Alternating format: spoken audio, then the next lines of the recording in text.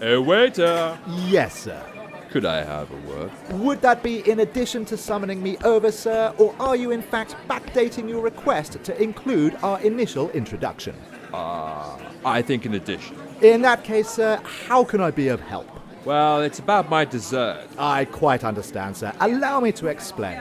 Dessert tends to be the third and final course served in a restaurant and is usually sweeter than the preceding two dishes. Yes, I know exactly what it is. Thank you very much. Splendid. Then we're all up to speed. Would there be anything else? Yes, I'm trying to tell you. There's a problem with my dessert. I see, sir. Tell me, have you completed both your starter and entree already, sir? If not, I imagine your dessert will be along in due course once the first two plates have been gotten out of the way. Look, I know the blasted order of meals. Will you listen to me? Of course, sir. In fact, I will use both ears. Do go right ahead. Thank you. I'm afraid my dessert has gone missing. Missing? That's right. It was brought to my table by a different waiter, and now it's gone. I see, sir. Are you sure you haven't eaten it? What do you mean? You see, sir, it is the custom in these parts, a traditional practice dating back to a time when this restaurant first opened. Look, I've not eaten the blasted dessert. I didn't even get a chance to taste it. Of course, sir, because it mysteriously went missing. Shall I call CSI? Don't be facetious. Then perhaps you'd care to tell me what happened. Well, like I said, a waiter put the plate in front of me and left the table. Then what? As I recall, I happened to drop my serviette. A tragedy, sir. So I bent down to retrieve it, and when I sat back up, my dessert had gone. Nothing left but this empty plate. Look. Of course, sir. And you thought you might ask for a second dessert whilst ultimately paying only for the one. Have I got that quite right, sir? What are you trying to imply? Absolutely nothing, sir. However, I am inferring. Well, either way, I don't care for the accusation. I just want a replacement for the damn dessert that was blasted well promised. The dessert that inexplicably vanished into thin air whilst you were scrabbling around on the floor retrieving lost linen, sir. Is that the one? The dessert that shockingly and impossibly disappeared right in front of your very eyes, only you didn't actually see it happen because you were busy gathering napkins. Is that the same dessert you are hoping to have replaced completely free of charge, sir? Yes, that's the one. Of course it is, sir.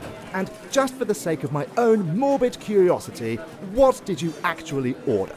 It was the ghost meringue.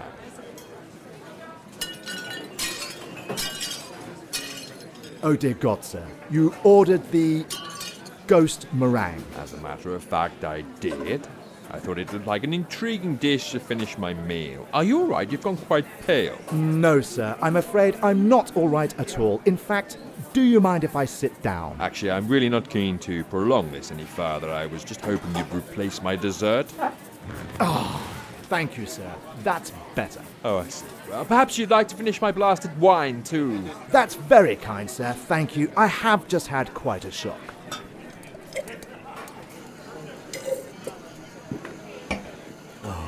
Actually, on that occasion, I was being facetious. Look, why have you sat down? Why are you so shocked my ghost meringue disappeared? Because it's not the first time we've had this little problem, sir. In fact, if you'll indulge me, I've got something of a tale to tell you. Is it long? I'm afraid so, sir. Right. It's just that I have plans this afternoon. Well, you might want to put them on hold, sir. After all, you ordered the meringue, so some of the burden lies directly on your shoulders. Maybe I could just get some cheesecake. Play the theme tune. Cat Noir presents Ghost Meringue by Matt Sanders and Kevin Childers. Or perhaps you could just take the meringue off the bill and I could settle up now. To start my story at the beginning, sir, my name is Toe, Walter Toe. Hang on, you're a waiter called Walter. Well, yes, and no, sir. You see, yes, my name is Walter, and yes, I am currently waiting your table, but no, I am technically not a waiter. I am, in fact, one of the owners and proprietors of this fine dining establishment. Right, it's just that I've got a train to catch at 5. This place used to belong to my father, sir. My brother and I practically grew up here. I'm really not that interested. Back then, it was a garage, though. My dad was one of the best mechanics in the business. We used to empty sump pumps right about where you're sitting. I imagine that comes as a surprise to you, sir, seeing all these tables and customers around you now. Well, to be honest, I had wondered why the place was called Broken Motors, although I assumed it was just a postmodern trend. Broken was my father's name. Your father was called Broken Toe. He walked with a limp, sir. Right. But he was an absolute whiz with engines, sir. Same as my brother, Felix. They had engine oil in the blood, I expect, though somehow it was never quite in mine. Hang on, your brother's name's Felix Toe? That's right, sir. We inherited the business when father passed on.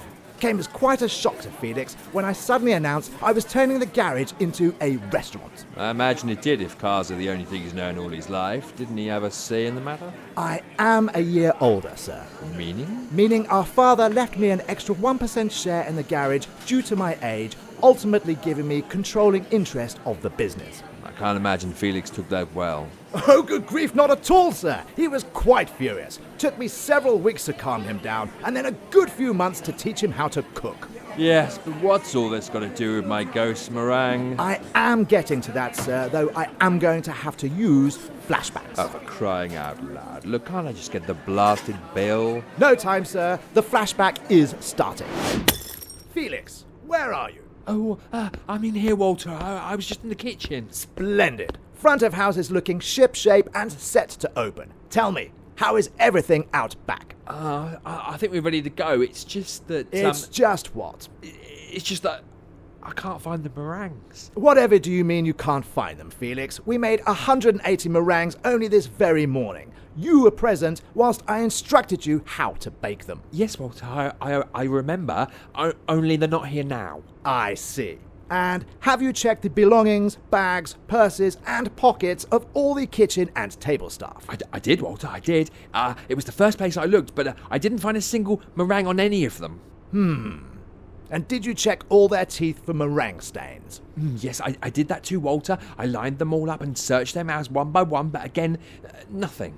Well, Barry confessed to eating a chip, but he did promise he found it on the floor. Floor food should always be returned to the plate, Felix. You know better than that. I'm trying, Walter, I really am. There's just so much to learn. And it's also very different to being a mechanic. Yes, well, we're a restaurant now, Felix, so try to think more along the lines of vol-au-vents than brake discs. Vol-au-vents, brake discs. I will do my best. Good. And fire Barry if he eats floor chips again. In fact, you better fire him anyway to send a clear message across the entire staff team not to eat customers' food directly from the floor. Very good, Walter. I'll sack him the moment he comes back from his break. Splendid. Meanwhile, what are we going to do about these missing meringues? I'm not sure, Walter. I really have hunted high and low. I thoroughly checked the staff and their belongings, and then I checked the rest of the kitchen. I went through the fridges and the freezers. I pulled the cold room completely apart. I checked in dried foods. I had a look in the bottle room. I even went outside and checked the bins in case there'd been some kind of mistake. But no, there's nothing here at all. I simply can't find the meringues anywhere. That's preposterous, Felix. Only you and I have worked in the kitchen today, and I haven't seen those meringues since we baked them and left them to cool on the side earlier. Yes, but that's exactly it. I haven't touched them either, and now they're not there. They're all gone. And what exactly are you suggesting, Felix? Ghost meringues?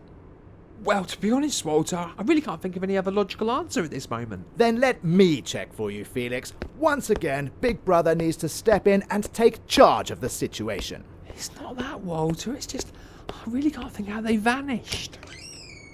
Well, look at that. An enormous pile of meringues cooling on the side exactly where we left them earlier. What? I should say there's about 180 in total. Wouldn't you agree, Felix? I don't understand. They're all there. How can that be? Tut, Felix. I expect you simply didn't see them as you walked past. What with your head still filled with cam belts and alternators and so forth. But those meringues weren't there earlier, Walter. I swear it. Perhaps if you tried to keep your head full of olive oil rather than motor oil, we wouldn't have this kind of problem. Yes, Walter, I'll try that. I wish Dad was still alive. So there you have it, sir. It's not the first time vanishing meringues have caused some considerable concern at this very establishment. To be honest, I'm more worried that you included details about floor food in a flashback regaled to a customer. You do realise I've already eaten my meal. Most of your meal, sir. As I recall, this whole discussion was born from your dessert allegedly disappearing. So your brother really believed there was something paranormal about the meringues then? I'm afraid so, sir. Made quite a fuss about it. In fact, if you'll indulge me in another flashback, I'm sure I can demonstrate just how obsessed he became. Well, I must admit I'm more interested in this blasted story than I thought I was going to be, but perhaps I could get some more coffee first. No time. Felix, I was thinking today... Shh. What? Did you hear that? Well, I heard you shushing me. No. Just then there was a ghostly sound. Oh, not this again. Why won't you listen to me, Walter? I'm telling you, something strange is going on. All the meringues keep disappearing and reappearing again, sometimes in different places. And now I just heard a weird noise. Well, I didn't hear anything. There! I heard it again. It was a voice. And what did this voice say? I can't be completely sure, but I think it said meringue. I see. So let me get this straight, Felix. Over the past few weeks, a number of meringue desserts have mysteriously vanished and reappeared again. Sometimes in different places. Sometimes in different places. Only this particular phenomenon seems to affect you and only you, whilst no one else among the entire staff has noticed anything. And today, you heard a voice saying meringue, whilst I didn't, yet I'm standing right beside you. Exactly. And you know what that means? I'm beginning to fear I do. It means the restaurant's haunted. Presumably by a very specific type of ghost with a penchant for meringue. We should have kept the garage, Walter. There were no ghosts back here when we were mechanics. When you and father were mechanics, Felix, as I recall, I used to make the tea and cakes. At least food didn't vanish as soon as you left the room, then reappear again hours later. There it is again. It definitely said meringue. Oh, for crying out loud, Felix. I know change can be difficult, but I hardly think a meringue-induced psychosis is an appropriate way to manage the trauma. You mean you didn't hear it? I'm afraid yours and mine are the only voices I currently hear.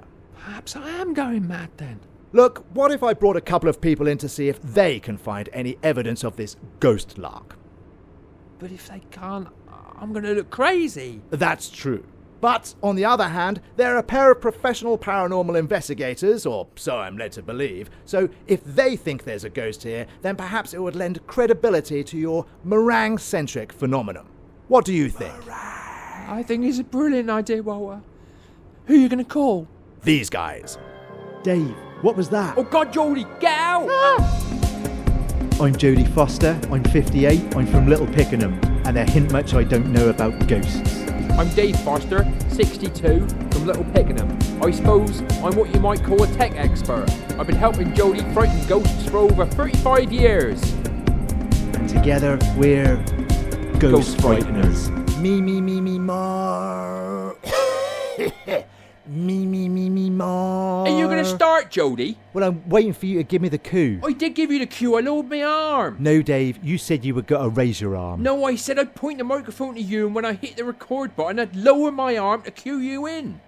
Oh yeah, you did say that, I remember now. Do you want to start again? No, I do not. I feel like we've been here forever already. I just want to finish up and go home. Well, we've been here 4 days now, Jodie, and I did say you might want to present a bit of the investigation each day instead of saving it all up for one long webisode at the end. That do seem like a lot of chatting though, Dave. 4 days of banging on about ready ghosts. But that's how we build our followers, Jodie. Regular content creation. Don't you remember the class we took at the village hall? I remember my back acting up. She said if we do paranormal investigations that last over a number of days, we need to record it thoroughly and serialise it instead of making one big webisode after we've finished, because more content makes more algorithm and interaction. Yeah, but it don't make no sense, do it? Who's got time to listen to all that? I certainly haven't. I've already got 4 days of television to catch up on, never mind what's on the ready internet. How many followers have you got now then? 15 when I checked last week. Well, there you go, Jodie. We're growing all the time. I suppose you're right.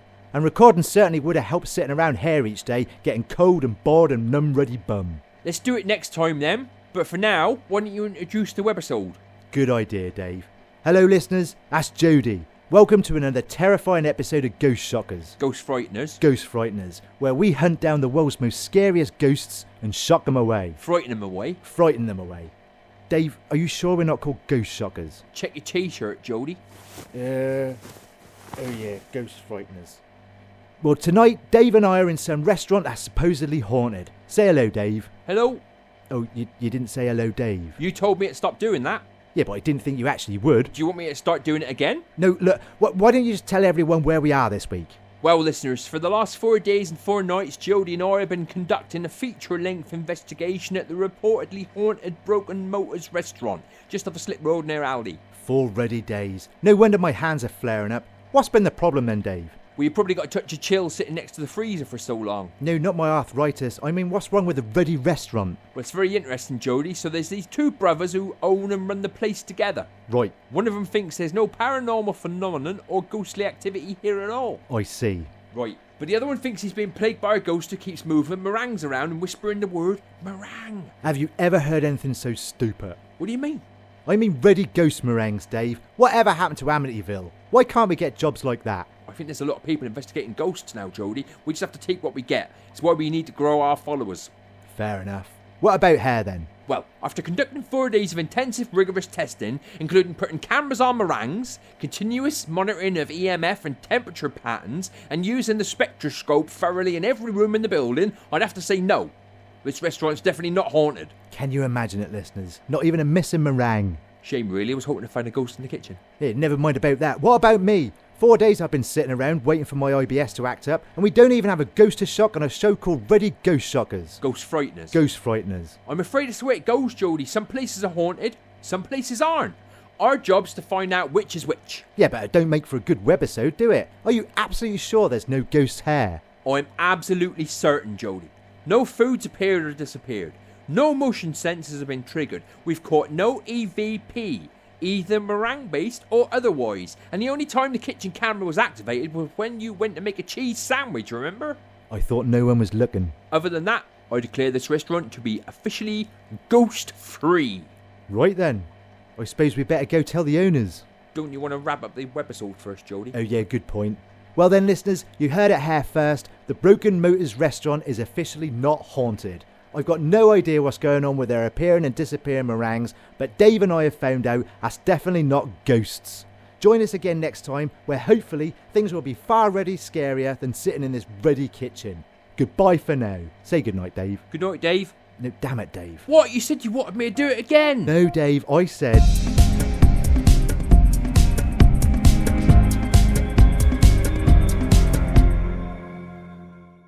And there you have it, sir. After a thorough and rigorous assessment of the entire premises, not a single shred of paranormal activity was found. I'm more concerned you actually played 2 flashbacks there. One of them had an entire soundtrack. You do realise how much of my day the story's eating up. For me, it's consumed my life, sir. I can quite imagine. But what about your brother? Felix? Yes, how did he take the news there's no ghosts here, what with him being the only one to experience the phenomenon in the first place? I'm afraid he didn't take it especially well, sir. Not at all. Felix continued to claim that meringues were vanishing and reappearing in the kitchen, and that a voice kept on speaking to him, sir, whispering that same aforementioned dessert into his ear. Unfortunately, he inevitably became quite unwell. How horrid. Indeed, sir. In fact, if you'll indulge me just one last flashback, I'll tell you of the doctor I eventually had to summon to see poor Felix. Do we really need another flashback? Can't you just tell me what happened? No! Yeah, g'day, Gus. I'm Dr. Carlos Canadias, world-famous cosmetic surgeon. I'm known mostly for stitching animal parts to people, sometimes for work, sometimes for the hell of it. What seems to be the trouble? Hang on, Carlos Canadias. In the Cat Noir universe, aren't you supposed to be in the Antarctic following a dramatic escape at the end of The Creeping Jazz, right back at the end of season 1? Don't worry about all that, Gus. We're back in time now, way before the whole Creeping Jazz stuff. Oh, I see. In fact, right now, at this exact point in my career, before I branch off fully into unnecessary surgery and extreme body modification, I'm focused more on my psychiatry. Meaning what exactly? Meaning I want to crack your melon open and scoop out the fleshy bits inside. Metaphorically, I presume? Yeah. Why not? Look, I don't know if it's right to joke around mental health or specialist support provision. I might really be going through something here. I don't want to downplay the severity of that or trivialise any real-life work people do in this field. Completely understand, Gus. And while I got total respect for actual psychiatric services, I'm a bit more of an unorthodox practitioner myself. What does that mean? Means that rather than using the more conventional methods of assessment, risk assessment, determination of treatment pathways and outcomes, I just sit around with someone for a bit and decide if they're nuts or not. I didn't think that term was appropriate anymore. Exactly, Gus. I told you, I'm unorthodox. So what happens if you decide someone needs some help? Then I cart them off to the nut house. Oh, come on, that's not surely acceptable terminology in the modern world. You can't say things like that. I don't know what you mean, mate. I'm referring to the local psych hospital, which is downtown above a nightclub called the Nut House. Oh, I see, my mistake. So what's wrong with you then? Well, I know it sounds crazy. I'll be the judge of that, mate. It's just, I think this restaurant's haunted. Oh, yeah? In what way? Well, my dad died a while ago, and my brother turned the family garage into this restaurant, and it's been a strain. But now I keep finding meringues appearing and disappearing all over the place. Uh-huh. I've also heard a voice talking to me, but no one else can hear it. Yeah, I think I'm beginning to get the picture, mate. Listen, just a quick question. What's the fleshiest part of your body? The fleshiest part of my body, I'd have to say, is probably my buttocks. Uh-huh. Can I just get a quick look? Is it really necessary? All part of the assessment, mate. I did say I'm a bit unconventional. Right, okay, well, here you go then. There you go. These are my buttocks. Why do you need to see them? Just to make it easier to get this injection in. Now you sit down and have a little sleep, and when you wake up, I'll have you strapped to a nice warm bed, and you won't have to worry about a thing for several months to come. And that's the full story, sir, so to speak. Dreadful. That's possibly the saddest story I've ever been told in a restaurant. Thank you, sir. So, what become of your brother? Felix? Oh, he's still safely under lock and key as far as I understand. Goodness. Coming up 2 years now, sir. I will get around to visiting him when I finally get some time. Yes, but what I don't understand is, if the restaurant was never actually haunted and your brother had some kind of psychiatric breakdown following the death of your father and a change in the business structure, then I do ask this with the utmost respect. What actually happened to my blasted ghost meringue? Oh, haven't you guessed, sir? I ate that. What? When you reached down to retrieve your napkin, sir, I came past the table and helped myself. You? That's right. Shocking, isn't it? But why? For crying out loud. Well, it all gets easier, sir, when one has something of a prior experience in the manifestation and relocation of meringues in order to encourage one's brother to appear unstable, sir. Wait, are you saying you set Felix up from the start? I concocted the whole thing, sir. Moved the meringues myself and pretended to Felix I hadn't. I even set up tape recorders to whisper the word meringue at him, whilst claiming not to hear anything myself. You absolute blasted rotter. Oh, thank you, sir. I am indeed a thoroughly terrible person. But damn it, is your brother. Why ever would you do such a thing? Well, I've never wanted to be a mechanic, sir. Such a messy job. But when our father passed on and it was clear Felix struggled to adapt to the restaurant life, I knew what was needed to be done. Let's see.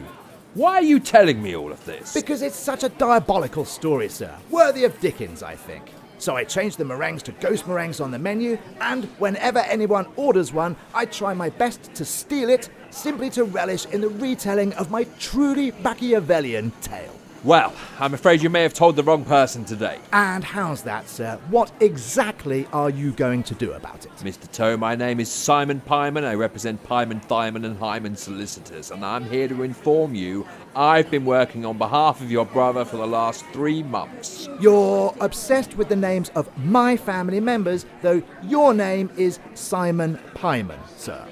Mr. Toe, when I first took your brother's case on, I found him a little hard to believe, particularly given the level of sedation, restraint and seclusion Dr. Kennedius had recommended. However, during these past 3 months, Felix has been consistently true to his word with no indication of any other psychosis or delusional thinking. Therefore, I thought I'd come along to the restaurant today and see how things are for myself. And how was your meal, sir? Well, I'm still waiting on my blasted dessert. The horror. Quite. However, when my meringue went missing, giving everything Felix had told me, I thought I'd switch on this tape recorder and see how the encounter might play out. I thought you had a train to catch, sir. Mr. Toe, I've recorded evidence here of you confessing your plan to have your brother removed and confined against his will whilst you run a restaurant in his absence. I don't believe you, sir. I've never uttered a single word. Very well. Wait, are you saying you set Felix up from the start? I concocted the whole thing, sir. Moved the See? meringues myself. It appears my love for retelling this story has gotten the better of me, sir. If only I had stopped in the 300 or 400 times I've told it before today. Mr. Toe, following events here today, I wish to advise you I'll be pushing for full and immediate release of your brother, a criminal investigation to be launched into yourself, and for all shares in this restaurant to be transferred into Felix's name to do anything he wishes with this business. I quite understand, sir. And what will become of me? I think that's easy. Dr. Candidius! Yeah, mate? I think the waiter's ready for you now. What? But you cannot do this. No worries, Gus. I may have had a few beers, but I've been practicing me darts, so I'm fairly sure I can get the injection in from over here. Splendid shot, Dr. K. Thanks, mate. Be a sweetheart and just push that plunger in, would you? I don't want to put me point down. What? No! It would be my pleasure. Perfect. In a couple of minutes, he'll be sound asleep, and when I finish me beer, I'll call the nut house. Top work, Dr. Candidius. Much appreciated. Well, Walter, thank you very much for a most enlightening luncheon. I'm afraid I won't be paying. I regret nothing, sir, except my storytelling ability.